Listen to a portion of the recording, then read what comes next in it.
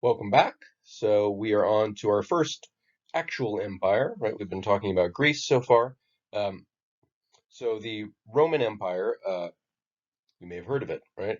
Uh, Huge topic, right? Spanned from the hundreds BC up through in the Western Empire through the 400-ish AD, right? And then there was the Eastern Roman Empire, which kept going um, right up until the Renaissance.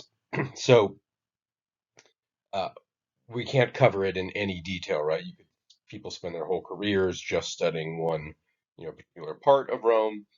But hopefully, this is sort of for those of you that aren't familiar, an introduction, right, to the broad history of the Roman Empire and its nature. And then we will touch on some of the overarching themes of the course about what were the strategies, right, that Rome used, so that we can then, compare it to other empires in China and elsewhere.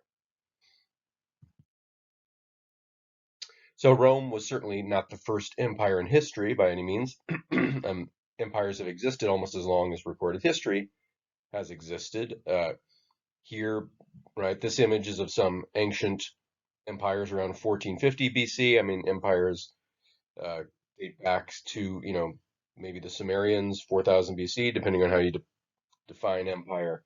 Uh, so they've been around for a long time. Here we have, Assyria, the Hittites, Babylonia, right, the Egyptians, all um, against each other for thousands of years. Um, we looked at the Greeks, right? There was a Greek empire that was after the period that we talked about, the period of Alexander the Great.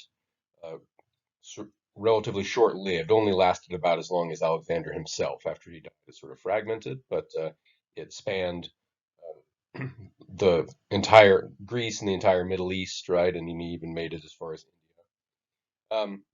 There were empires in India, Africa, Asia, right? So we can't possibly touch on all empires. Um, but we are going to talk about the Roman and Chinese empires, and they were just exceptionally long-lived and exceptionally influential. We still talk about these empires, and they still, um, in many ways, influence the nature of our political organization. Um, so whatever they were doing, it was to a large degree successful, right? And if you're thinking about what makes an empire successful and why do they fail, um, Rome is definitely worth taking a look at. It would be hard to uh, teach a course on empires without talking about Rome. So the Roman Empire began in first century BC. So again, that's 0 to 100, right? The first backwards, uh, negative, right? Negative 100 to 0. Um, and it expanded to cover basically the entire Mediterranean area. Mediterranean area. So here on the map, you see the Mediterranean. So it's you got Spain on the west, and then sort of Turkey on the east, Africa to the south, right, and Italy and Greece kind of right smack in the middle of it. So it covered that whole area and more, right? It actually reached as far north as England, right? So the Romans did colonize Britain. Um, Western Empire fell around the 400s AD. The Eastern Roman Empire, centered more around Turkey, uh, continued until the 1400s AD. And, even at its height, people were very aware that this was something special, right? Um, they asked the same sort of questions we're asking now. How could a single state become so enormous and so powerful? And, to answer that question is complicated. One obvious piece of it is location, right? So circling the entire Mediterranean, this is since biblical times been an important area for trade. Um, and if you can dominate, right, that area, you can really dominate the economic life of a large part of the known world at that time. But Rome was not the first state to try to accomplish that.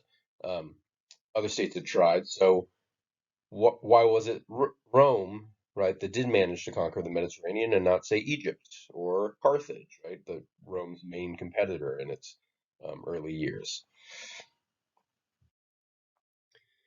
So maybe we can answer that question of what made Rome so successful in, bits and pieces throughout the course of this lecture. Maybe there might, maybe you might have your own ideas, right? You might want to write a term paper about it. But we'll begin at the beginning. So, you know, with these ancient civilizations, much of their origins are shrouded in the mythology that they told about themselves, if any of which is true. But certainly, Rome began as like a small kingdom somewhere on the east, over on the east coast of Italy. Uh, their story about their origins is in the Aeneid, which is this mythical account of the founder of Rome, Aeneas. Uh, he factors in, so if you've heard of the Iliad and the Odyssey, right? Maybe you've read them at some point in your college career. This is the story of the Trojan War, right? Of the Achaeans against the Trojans to rescue Helen of Troy, uh, and so on, or to yeah, Helen back. Um, and the Iliad and the Odyssey are told more or less from the side of the Achaeans, and then the Romans claim their founder to be on the side of the Trojans. So the Trojans were like in Turkey, um, and the Achaeans were coming from Greece, what we now call Greece. Uh, so Aeneas, like Odyssey, so the Odyssey is Odysseus after the Trojan War, trying to get back home and going through all these trials and tribulations. And the Aeneid is a similar story about Aeneas, right, and his voyage after the Trojan War, and eventually, after all these interesting stories and encounters with gods and monsters and so on, he ends up in Italy, right, and found Rome, according to the story. There's also a story of Romulus, who's supposed to be the first king of Rome. So you may have heard Romulus and Remus. He had a brother. They were twins. Uh, right, they're abandoned as children and nursed by a mother wolf. So this sculpture is of that. So there's no way to know if that's true, but at any rate, those are the myths, and they're interesting if you ever get a chance to read the Aeneid or more about mythical stories. They're always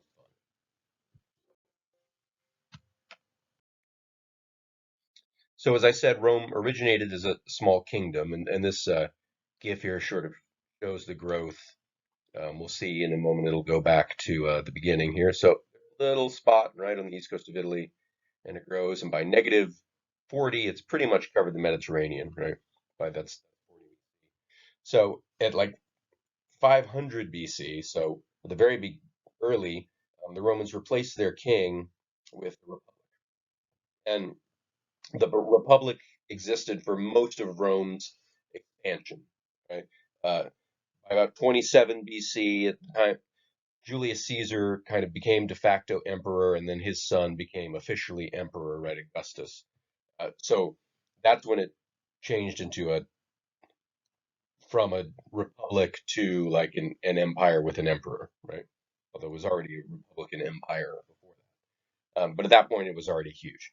So this initial expansion, right? Uh, First job was just to take over Italy, and there were lots of different tribes, lots of different kingdoms in Italy. So there were some Etruscans, which were kind of considered the oldest, sort of most distinguished uh, civilization there. There were some Gauls. So Gauls is sort of the word for French people, right?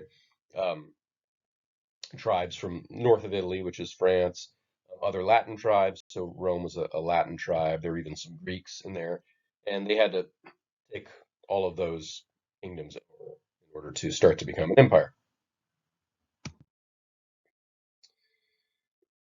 Um, Romans had an impressive military strategy. The book doesn't, you could do a whole history class focused on military strategy.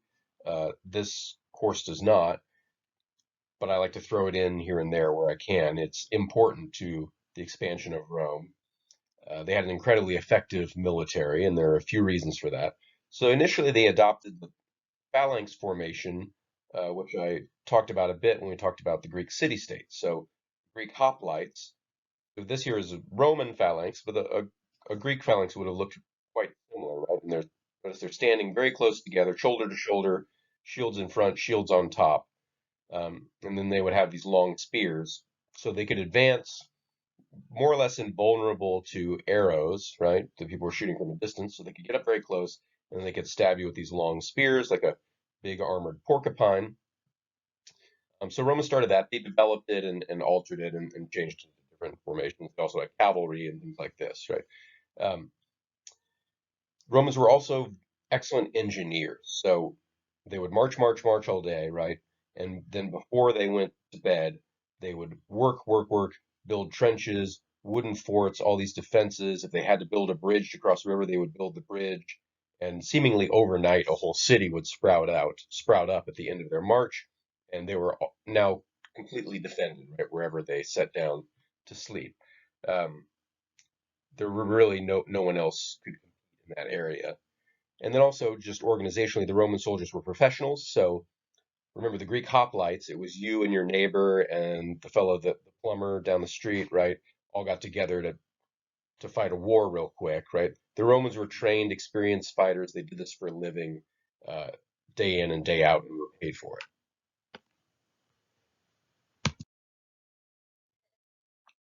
So in becoming a republic and taking power out of the hands of a single king, Romans became less a state of powerful men and a state governed by laws.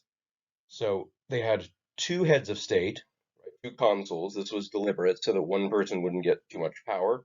And there were other magistrates, and the laws were determined by the citizens. So magistrates could make proposals for laws, but in order for the proposal to become a law, it had to be voted on by an assembly of all the citizens, right?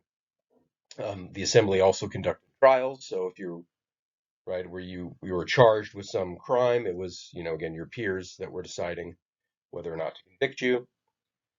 Now, of course, as usual in the ancient world, women and slaves didn't count as citizens. And as in Greece, there were different classes of citizens, right? We saw that and so on created different classes to balance, right, the interests of the wealthy with while keep making sure that the lower classes didn't revolt, right? And a similar dynamic existed in Rome. So similar to the Greek system, there were certain offices that were reserved for people in the upper classes. So if you're in the lowest class, right, you couldn't become a consul or something like that. But it did work, right? It did prevent one person from becoming too powerful and having, what the Greeks would call a tyrant and what the Romans would call a king. They were very averse to kings in their republican period. And, you know, is this part of their success, right? Early, right, in the United States, and when we were forming our government, we definitely were thinking about the Romans and their republic and the benefits of that form of government. And we saw there is some empirical evidence that democratized decision making is more accurate than, your empire has to make decisions and you'd like to make accurate decisions. So rather than right vesting everything into a single person. I mean, the empirical evidence showed that groups of people are even right more accurate than experts. So imagine if you're dealing with a king who happens to be the son of somebody who managed to gain political power, but is now, rich and lazy and kind of stupid, right? Yeah, kingship is a real hit or miss kind of situation. Right? You have to, Aristotle said, if you have a really good king, it can work out well. But you're rolling the dice every time with every successive and they're not all going to be good. So democracy, the republic is likely part of the reason, right, why Rome was. So being a citizen and being in the military went hand in hand for the Romans. Even this term imperium, from which we get the term empire, originally referred to the old kings, like before the republic. The king had this right to impose capital punishment on people and to draft them into the military. Uh, And after they got rid of the kings, they kept that right and passed it on to the consuls, right? So the idea of the military and the law and the rights of the citizens were kind of wrapped up with each other. The original voting districts and the original military units were the same people, right? So these are called centuries. It means a group of 100. So again, all not unlike Greece, right? Your century, or at least originally, was like all the folks in your neighborhood who all voted at the same, right, uh, courthouse, also were in the same military unit together. As Rome expanded, right, the military became more professional. So there was a group of sort of aristocrats who could trace their lineage back to their original tribes from the early days of Rome. And this sort of prestige stuck with them even into the Republican period. And these people were called tribunes. And then the newer citizens, right, who couldn't trace their lineage back that far, who had, immigrated or whatever, these were called the plebs.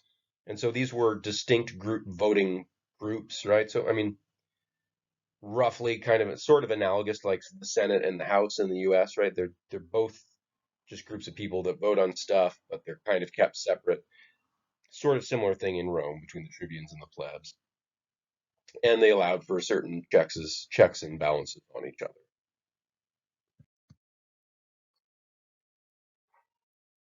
So Rome was doing well. They were expanding, right? They were taking over Italy and going further and further, ultimately going to take over the entire Mediterranean area. Uh, that's a whole different, right, ball of wax from just being a local kingship or even a local republic. You need strategies for governing larger and larger empire. So the office of praetor was invented. So this was sort of a governor of a conquered territory. You would run. So, I conquer an area in northern Italy, and I install a praetor over there to run the territory. Now, the territory is sort of very near to Rome in the early days. Uh, they were just kind of annexed, and all of the free males just became Roman citizens. So Rome just expanded a bit, and they didn't have to rule those neighbors with really heavy hand, right? There were certain benefits to becoming uh, citizens of this, right, larger, more powerful city, and so they didn't have to necessarily install a praetor in their nearby um, neighborhoods. Uh, but the new citizens, just like other Roman citizens, would have to serve in the military, right? They would have to integrate themselves into the Roman culture. But in further away territories, right, as you get further away geographically and culturally, often they had to make different arrangements. Um, you conquer your neighbors, you're not going to have too much trouble with language, right, or different gods or different cultures. The further away you get, it's going to be harder and harder to force, right, the Gauls to learn Latin and to worship your gods and so on. So often local leaders were just given a fair amount of autonomy. Said, look, you're part of Rome now, but you can keep your position. Just pay your taxes and don't fight us, right? Play along with our overall military plans, and things will be just fine. And so sometimes a closer right hand, a stricter approach worked, and sometimes a looser approach worked, depending on the circumstances.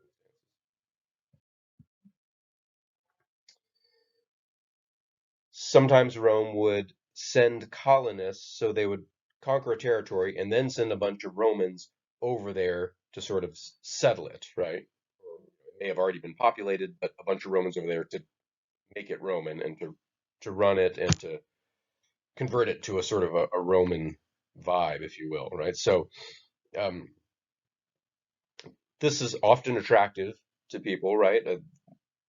An opportunity to colonize a new area is an opportunity to sort of start afresh in a new place, get some free land, less competition.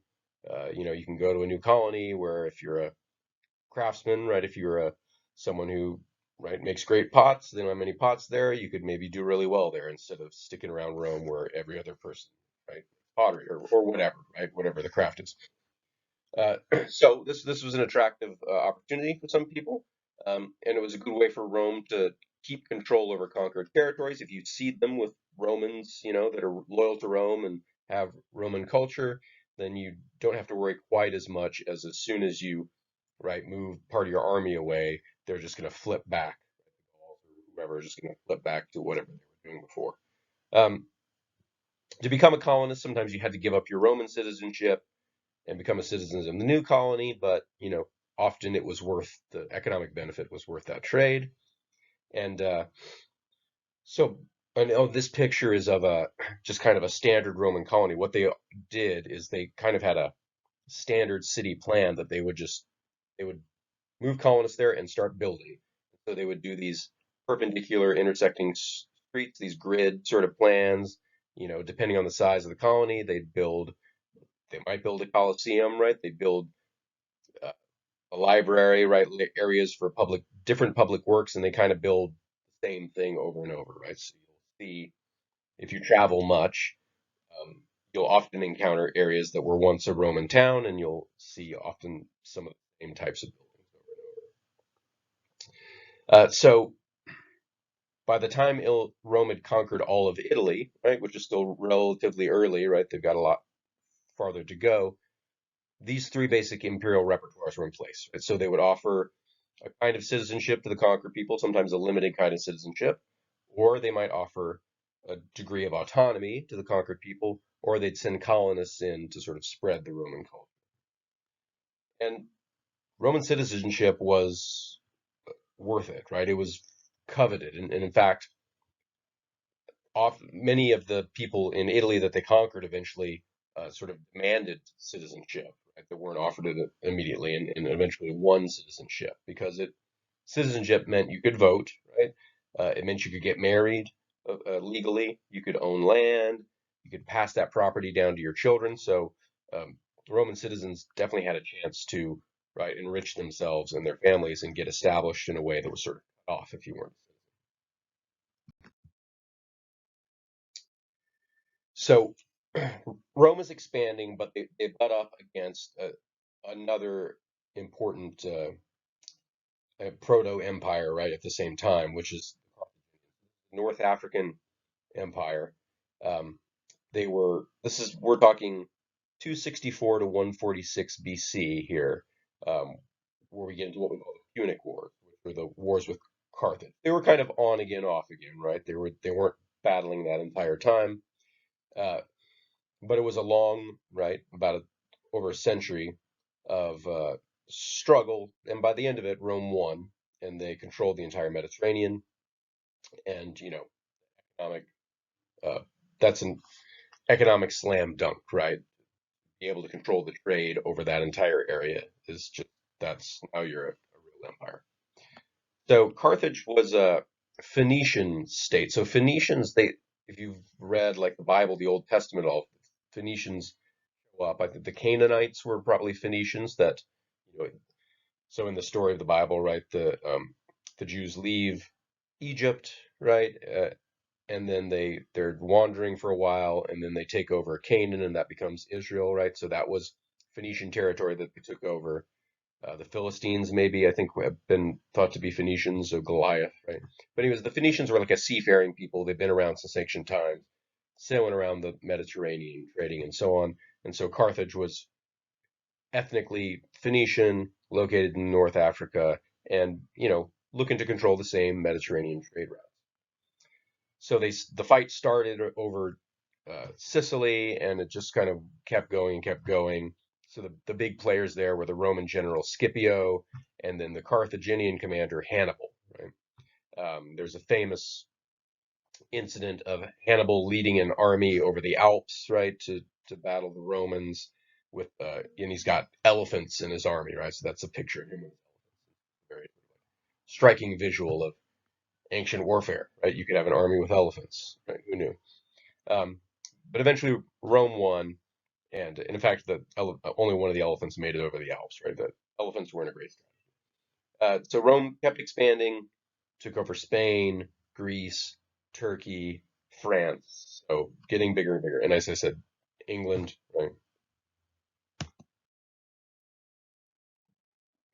So how how did the government work exactly? So in one of these colonies, say Spain or Greece or whatever, the praetor of that area typically had total control over that territory. And the staff was fairly small. They didn't have a lot of bureaucracy going on. They had their family, they had their slaves, maybe a few other officials. And really all their job was to keep trade going, right? Keep taxes flowing and keep this economy pumping. Uh, and to make sure that there was military presence to keep order, right, if order needed to be kept. And there are a lot of different ways that they could accomplish that, and ideally they could accomplish it without, if they could accomplish it without interfering too much in the way of life of the conquered people, and if overall the conquered people eventually kind of felt better off, right, as Romans, then great. That's like the cheapest way to run an empire, right? It's just keep everybody paid and keep everybody happy and not have to constantly have a huge military presence. Sometimes local elites, so you take over an area, but it doesn't mean you slaughter the whole population. And you want to cozy up to the people that are already in charge, make it worth their while to go along with this whole Roman thing. So sometimes that meant giving them citizenships, uh, keeping them on board with the program. And there were actually different legal systems for the Roman citizens and the locals. So if the locals, if one steals from another, right? If one Gaul steals from another Gaul, and they want to sort it out in their own courts according to their own laws, the Romans would say, "Have it, do your thing," right? Now, if there was a conflict between a Rome, and then again, if a Roman steals from another Roman, then their conflict would be dealt with in according to Roman law, right, in the Roman court. Of course, difficulties arise when you have a conflict between a Roman and a Gaul, right? But in general, there was this sort of legal pluralism, um, and there's a lot of work for lawyers, so that if you are a law student, right, you often much of law sort of in many ways looks back to Rome because Rome was sort of one of the birthplaces of lawyerese, right?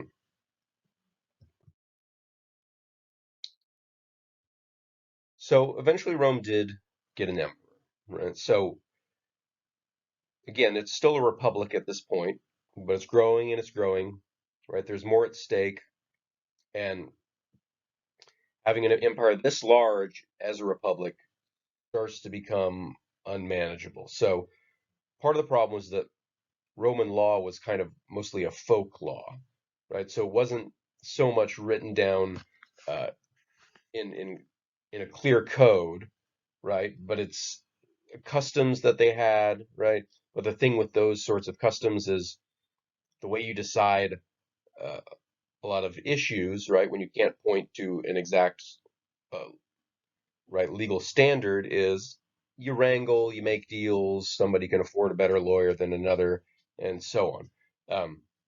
There's a lot of gray area, but the thing with that gray area is that it allows for uh, people to sort of make power grabs, right, and sort of jostle if you got a good lawyer for more and more power, right, more authority, and so on. And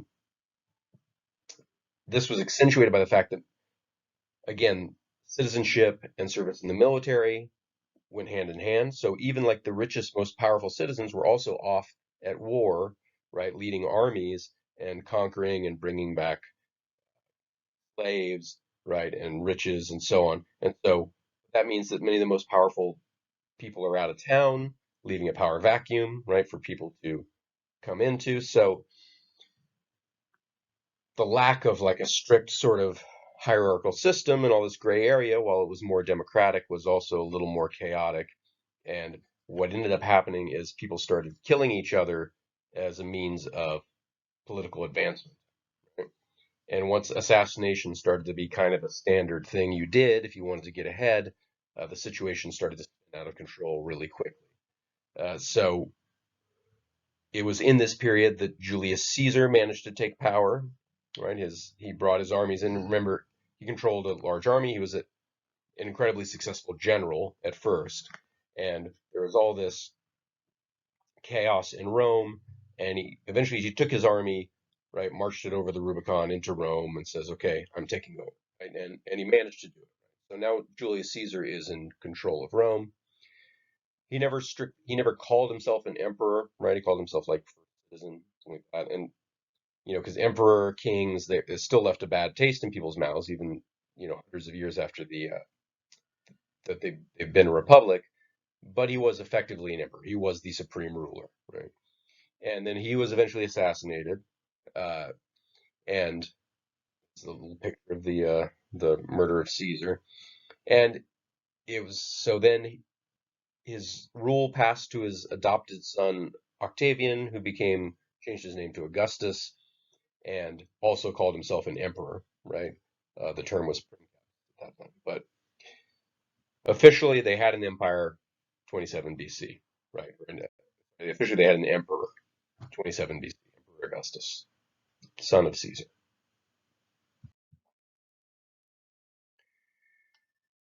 So this time of the early times of the emperors was actually a pretty good time for Rome.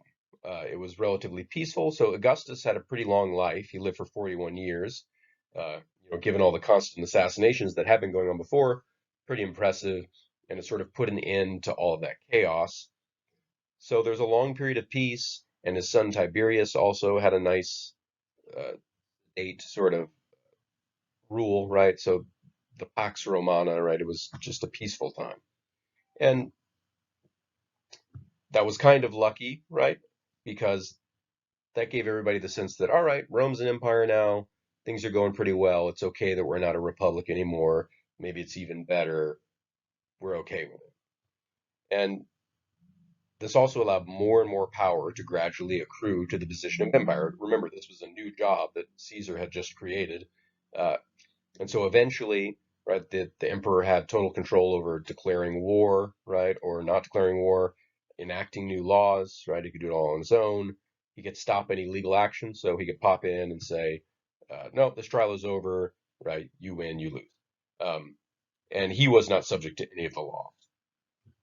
There was no distinction between the finances of the empire and that of the emperor, right? Um, I think that's a myth between the empire's finances and those of the emperor. Right? So whatever Rome had, the emperor had. And the emperor was the commander in chief of the Roman army, so pretty much controlled everything in the state, in the empire. And that came in handy, right? If it looked like somebody was trying to, right, wrangle to kill him or somehow take over, he could just send them off to war, say, okay, go fight, right, in Britain, right, go fight in Turkey or something. And then that person wouldn't be a problem anymore.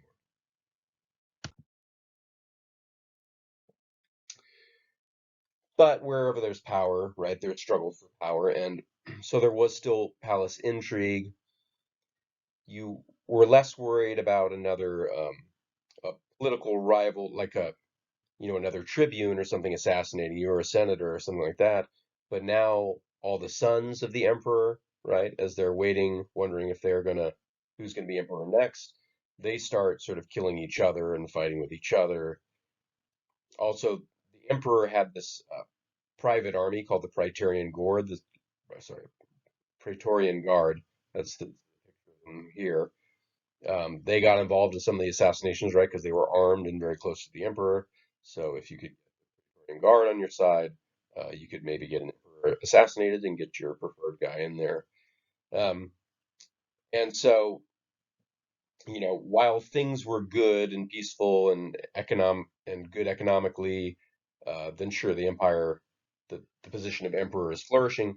But all it kind of took was a little economic slump in the third century AD to to get all these lurking problems of intrigue and assassination and emperor after emperor being killed or right deposed to get started going, and then all of a sudden it's getting to be as chaotic as the late empire, or sorry, as the late republic. So the emperor was very powerful, but a single person alone cannot hold an empire together. What really held the empire together was the economy, right? And that was that's always been the engine of Rome. Now, it was not a planned economy, right?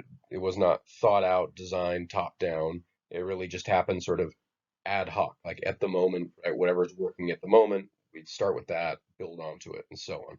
So, it, you know, back in this time, it was impressive, and the public works and things were impressive, but it was still basically an agricultural society. So, yeah, there were precious metals and there was some kind of technology, but primary good that's being traded around and creating wealth is food, right?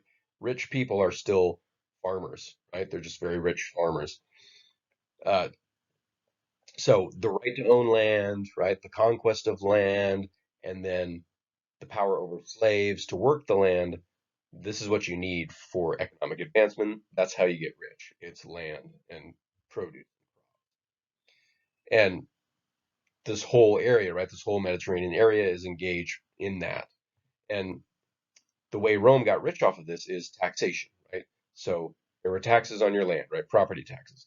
People were taxed. Inheritance was taxed. Imports were taxed. Exports were taxed, right? Everywhere there's some sort of economics exchange or something of value, Rome's taking their little piece.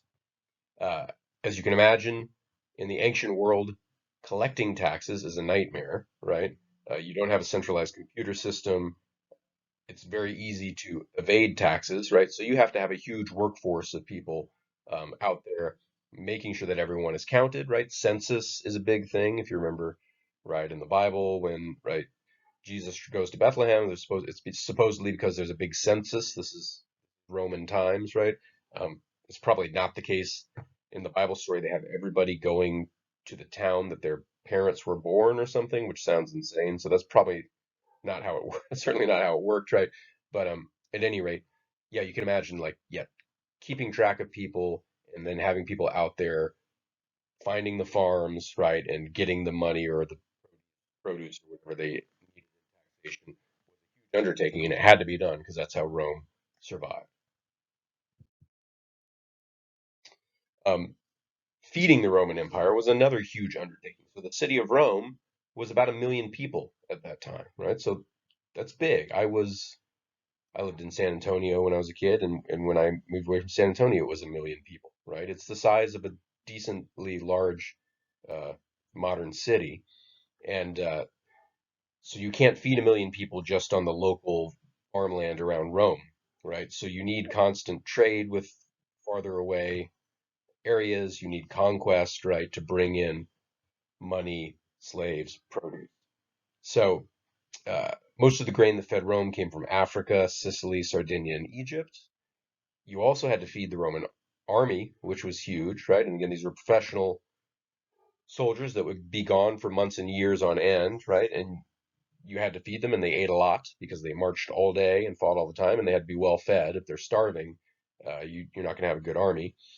So all of that food had to come from further away, from Gaul, like Germany, the Danube region, Balkan states, um, which were. So the soldiers were also paid in money, and that money came from tax revenue from all over the empire. So again, you need all those people to collect those taxes. So um, for the most part, right, subjects of Rome, the people they conquered, benefited from being integrated into this huge economic engine. So you had access to all sorts of things you wouldn't necessarily have had before if you were just a member of a tribe in Gaul, right? So you could get olive oil, right? Now you have Roman traders going to and from. They want your grain, right? And they'll bring you something in exchange. You could get some olive oil. You could get some Roman wine. Uh, Tiled roofs, as I said, Romans, when they started the colony, they would start these, right, construction projects, and there would be all sorts of public works. Um, Having a tiled roof was a huge deal back then because houses burned down all the time. And here's this is a picture of a Roman villa, right? And so the tiled roof, much less flammable. And as I mentioned, right, the Romans did a huge amount of construction, and it allowed the conquered peoples, or at the very least the rich ones, to feel like they were part of something great. So if you're, higher up in again a tribe in Gaul, um, it doesn't mean you live all that much differently than a peasant, but if you got now you've got these Roman luxuries coming in, you see what these Roman villas are like. Now you're starting to see what it's really like to live sort of high on the hog, right? So uh, it's attractive, as we say, a seductive culture. As I mentioned, the grid plan, right? That was mimicking the Greek cities in Italy. They built these huge triumphal arches, aqueducts. So here's a picture of an aqueduct that's still standing. Many of these are still standing across Europe. So they would transport water, right? It's like plumbing pipe. It was, ran across these bridges that went from places of a lake at a higher elevation down to the lower elevations, but they could transport water hundreds of miles. They had sewer systems, public baths, sports facilities. The town of Bath in England still has a Roman bath back from when England was Roman. All over Europe, you can still find these because they're really well constructed. Another important part of Roman culture was the idea of the law. Again, they were sort of an empire of lawyers, right? And they thought of the law as a natural outgrowth of human reason. Again, there was largely a folk law, but that's because they thought that law is just rational. Any human, right, with a brain can figure out what the law should be, right? Don't steal, don't murder, and so on. Um, and this sort of larger legal structure gives you a certain sense of security that's not going to be available in some of these further away towns. So if you are a villager, right, in a outside the Roman Empire, pretty much at any moment, right, a raider on horseback, I may have mentioned them before, can swoop into your town, start killing people, take all your stuff, right, take the women often, right away. From the beginning of agricultural society, this has been a problem, right? These raiders on horseback will swoop in, take all your stuff, and and flee. If you're a Roman, right, you got more security. There's less likely that that's going to happen. So it's nice to live in a police state sometimes, right? Okay, and also art, literature, science, higher education, all funded, encouraged in the Roman Empire. You really start to feel like you're in a civilization.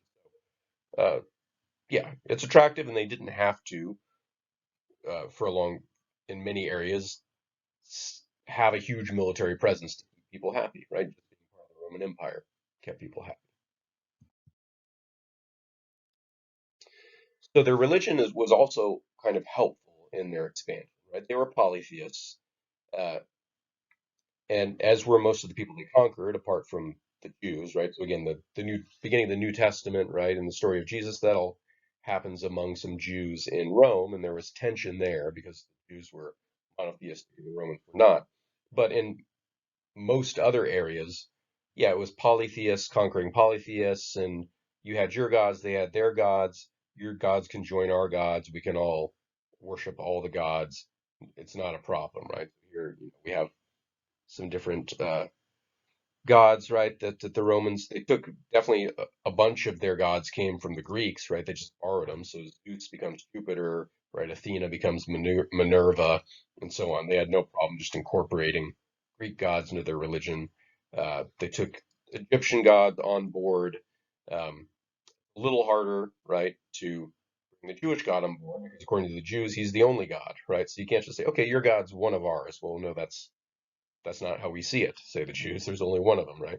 So that was tense. And then, of course, as Christianity began to develop and become more popular, that's another tension. We'll see that tension a great deal in the film we watch, Agora, and it's interesting to see that happen. That's kind of one of the major. But Christianity had a lot of Roman and Greek influence into it by as it developed, right? By the time you get to like Paul and stuff working out Christian doctrine, they really were thinking sort of more philosophically and were influenced by Roman and Greek philosophy. And there were certain points of compatibility between this single universal God and this single universal empire, right? There's a sort of um, kind of compatibility in spirit, and that's eventually exactly what happens, right? So the one God becomes the God of the one empire, and Rome is a Christian empire.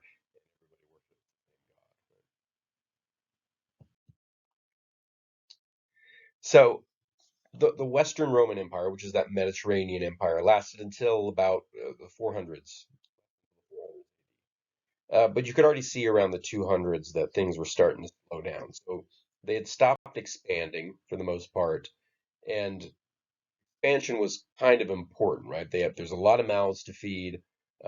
They needed fresh influx of wealth, right? Uh, Resources, slaves, for this upward mobility of the lower middle classes to keep going, for this engine to keep pumping. So If they're stopping expanding, that means their economy is going to be contracting. And this wealthy empire, right, is just kind of sitting there not being aggressive militarily.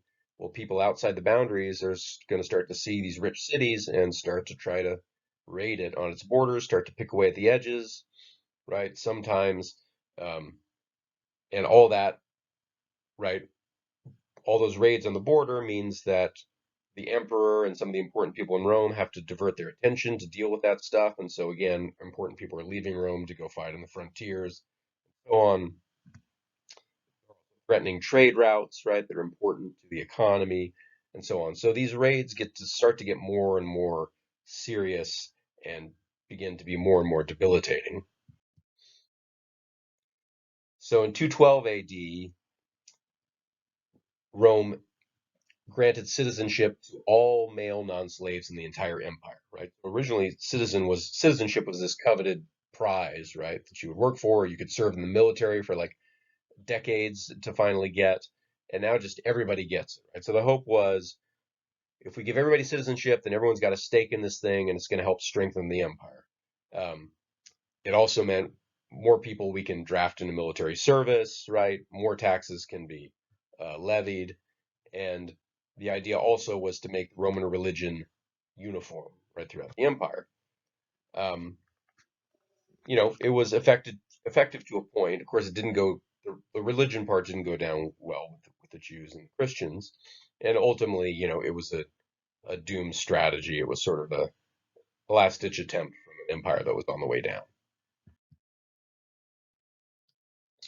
So by the 200s now, Christianity is starting to get fairly popular, particularly with the lower classes, right? If you know anything about Christianity, blessed are the poor, blessed are the meek, right? So it is attractive to people that don't have a lot of money, right? It says you're important, right? You'll have a place in heaven, and this message of brotherly love and respect for the lower classes uh, started to spread like wildfire.